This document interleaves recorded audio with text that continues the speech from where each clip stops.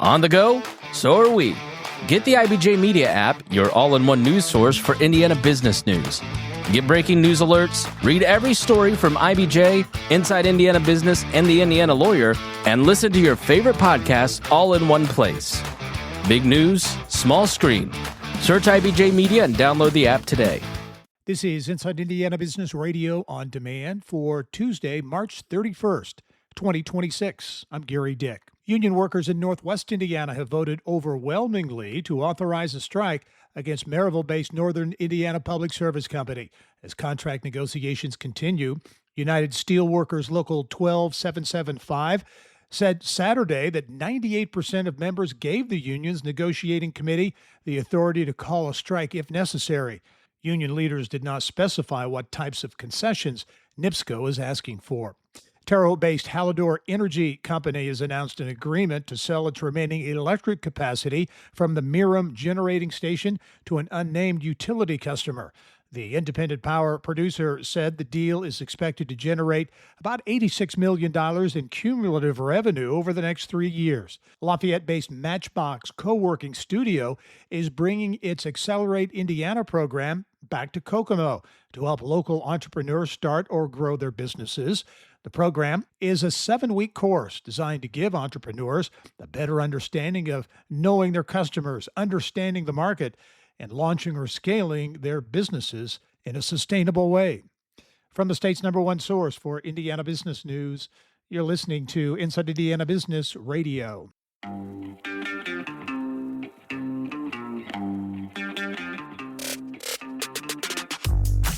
Hello and welcome to Inside Indiana Business. I'm Gary Dick, coming to you this week from Northwest Indiana, Jeffersonville, Muncie, South Bend, in downtown Evansville, Terre Haute, Fort Wayne, Richmond, from one of the state's key entrepreneurial and innovation hubs, 16 Tech. Inside Indiana Business, Indiana's business news leader.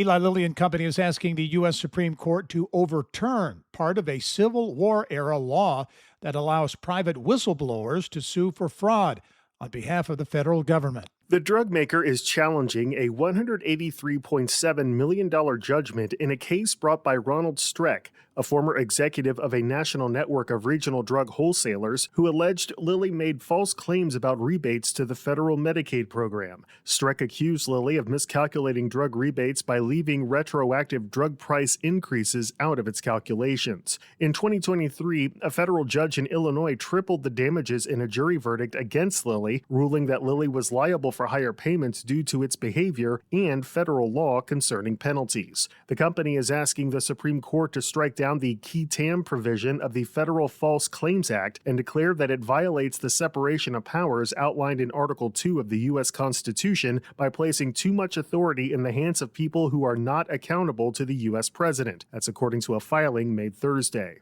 The False Claims Act, also known as the Lincoln Law, was enacted in 1863 in response to defense contractor fraud during the Civil War. Whistleblowers who bring successful qui tam cases are entitled to rewards of 15 to 30% of what the government recovers. Alex Brown, Inside Indiana Business Radio. Regional Federal Credit Union has appointed Michael Peters as its new president and CEO.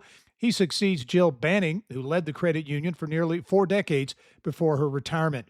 Regional Federal has branches in Valparaiso, Hammond, and Winfield. The Indiana Chamber of Commerce and its Institute for Workforce Excellence has announced the initial companies to earn their new Workforce First employer designation. The first group of honorees are Simtech in New Albany, the Garrett Companies and George E. Booth Company, both of Greenwood, and Soulful Kitchen in South Bend. The Chamber says the recognition is for Indiana organizations that are, quote, setting a higher standard for talent development and delivering measurable high-impact workforce practices. This is Gary Dick for Inside Indiana Business Radio on Demand. I'm Tiffany Souter, mom of 4, wife, entrepreneur, and host of the Life of And podcast. For years, I built my life with brute force, a successful business, a growing family, and absolutely zero margin. I was tired, snappy, and felt constantly behind, and I was too afraid to admit it. Everything changed when I stopped trying to do more and started building systems that actually worked for my real life. If you too are craving more peace, more presence, and just more time for you, I'd love for you to join me on the Life of And. Subscribe now on your favorite podcast app or listen at ibjpodcast.com. Thanks for listening to this IBJ Media podcast. You're probably going to remember this ad. Do you know why? Podcast advertising works. 85% of listeners recalled hearing an ad during a podcast, and 70% of podcast listeners have acted after hearing an ad.